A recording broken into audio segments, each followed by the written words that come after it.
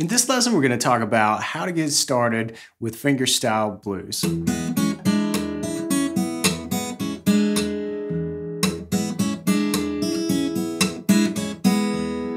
Let's get started by talking about your thumb. Your thumb plays a critical role in fingerpicking. It's the timekeeper. It keeps that pulse plodding along. It does a lot of work. And really, if your thumb has bad technique, everything else is going to fall apart. It's just the truth of it. But the cool thing is that it's actually relatively simple to develop your thumb into a pretty good, solid timekeeper. Now, I said simple. I didn't say easy. This can take a lot of time and it can be difficult, but the path to developing it is simple. The technique, the practice aid that you need is simply a metronome, clicking along, get your guitar and pluck the 6th string right along with the beat. Pay close attention and make sure that you're plucking on the beat. Every time that thing clicks, you want to be plucking. Just pretend my snapping is a metronome with perfect time. That's the key. The metronome has perfect time. And you want that thumb to kind of push through the string and then return to the top of the string just before you strike it again, okay? And I'm pushing through and resting on the next string. That's okay. It's quite okay to do that. So I'm pushing through and resting on the 5th string before returning to the top of the string to strike it again. Cool. The other thing I'm doing is I am muting. Hear that? Now I've opened up the string and it rings like crazy. What I want to do is put my palm right here, right in front of the saddle, lightly, so that I get that sort of round thud thumping sound. That's what we're looking for. Sounds nice and bluesy, a whole lot more so than this, right? But we can do something with this if you close that down and get that palm mute going, okay? Now again, you got to spend time here. This is where you're going to take that metronome into the woodshed and work at it if it takes weeks or however long it takes you to really build this up. Make it part of your practice routine. You're going to see some results. It's just going to take time. So the next part is where things really get fun. We start to bring in the other fingers. We've worked on our thumb control, but now we've got to work on coordinating that with our other fingers. And for this first part, this next step, we're going to view the index, middle, and ring finger as kind of a group, okay? We're going to move them together, all right? And what we're going to do is place them on the 3rd, 2nd, and 1st string in that order and fret an E major chord, just a big old regular E major chord in open position here. And then what we're going to do is plod along with our bass using that quarter note pulse and then pluck on bar 1, or beat 1 rather. 1, 2, 3, 4, 1, 2, 3, 4. And I've covered this before and I've got a lot of different exercises there, but this is a critical step here that you've got to take. Once you get that bass sounding really good, nice and solid, come on and add some chording to it.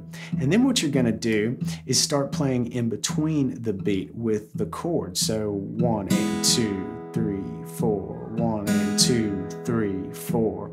And then after that, what I want you to do is start to double up. So like 1 and 2, 3, 4, 1, 2, and 3, 4, like that. And you can move it around just like I did there, but just hit those back to back on those 8th notes now. We've got the bass still going at a quarter note, but we've started to play on different rhythm with our chording here. 1, 2, and 3, 4, 1, 2, and 3, 4. You can do that anywhere, but I like that doubling up because that requires you to return to the strings and sort of pluck a little quicker to get that chord to sound. And that's done just over a regular E major. And then what we can do is make things a little more interesting even over that by putting down this free finger. You're going to find that fingerpicking is full of this. You're going to play the notes that are kind of right under whatever finger is free when it comes to adding some melodic content to it. And that's what we're going to do with our little finger here. We're going to work on the 2nd string. You can put it down on the 2nd fret, leave everything else the same, and then move it up to the 3rd fret. So you get kind of this E6 sound and then this E dominant 7, or E7 sound. And then you can move that through that same quarter note pulse, right?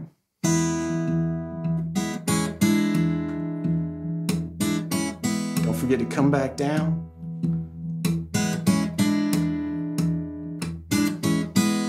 And that thumb is doing its job the whole time. And by the way, slow this way down if you need to.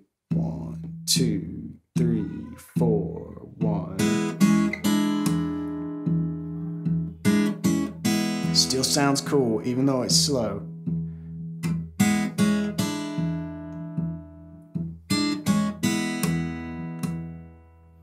The next thing that we've got to work on is breaking these 3 fingers up a little bit. We've got to work on independence. We've worked on thumb control, we've worked on coordinating the fingers with the thumb, and now we're going to work on building some independence between the thumb and these 3 fingers independently. And let's get to that here.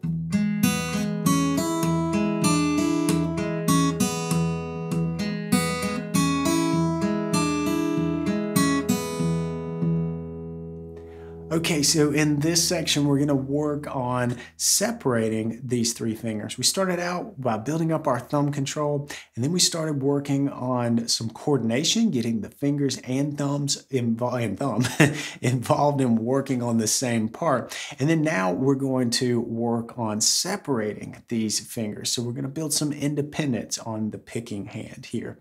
And what we're going to do is keep that quarter note bass pumping through, that dead bass, steady bass, whatever you want to call it. It's that quarter note pulse.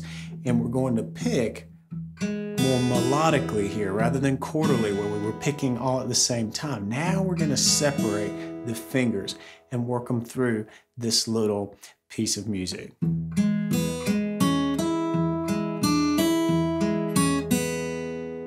Okay, there's a lot built into this, a lot of fundamental movements that you need. So the first is we're doing the bass by itself, but then on the end, we're playing it melodically in between the beats. So thumb and then index finger.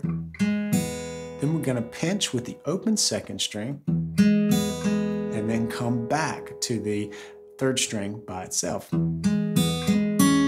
Then we're pinching, same again, the 6th string and 2nd string, but we've put down on the C sharp, this 2nd fret, 2nd string. And then roll through and catch the open E notes. We're kind of moving our melody along here, and that happens by itself. It's on one of the and notes, the 8th note subdivision.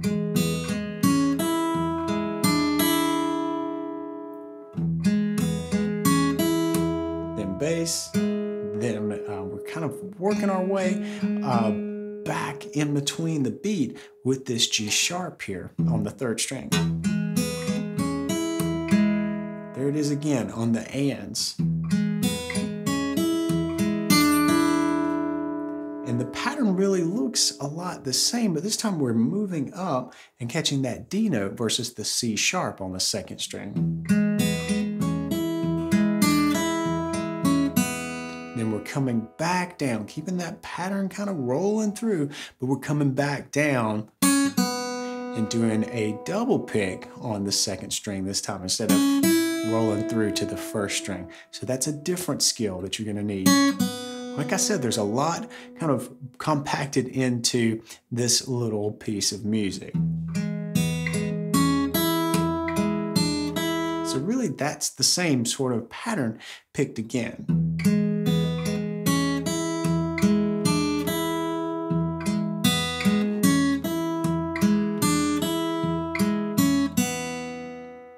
And that same thing happens, except that on the ending, we let that 2nd string get plucked twice from the 2nd fret to the open, and then pump out with a couple bass notes, and you're ready to start it again.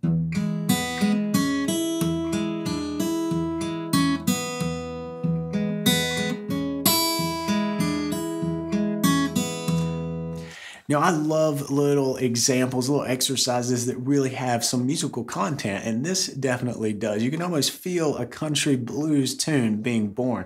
You just run that through a cool chord progression and keep that melody going someplace. You've got yourself the makings of a country blues tune. But make no mistake, this is not just some exercise, and it's not just a little tiny fragment of music. There's a lot of technique that has to go into your playing to pull this off. Remember, we've talked a lot about the thumb control and how you just need to go to the woodshed with a metronome to build that up. There's just no replacing that time in building up the thumb control.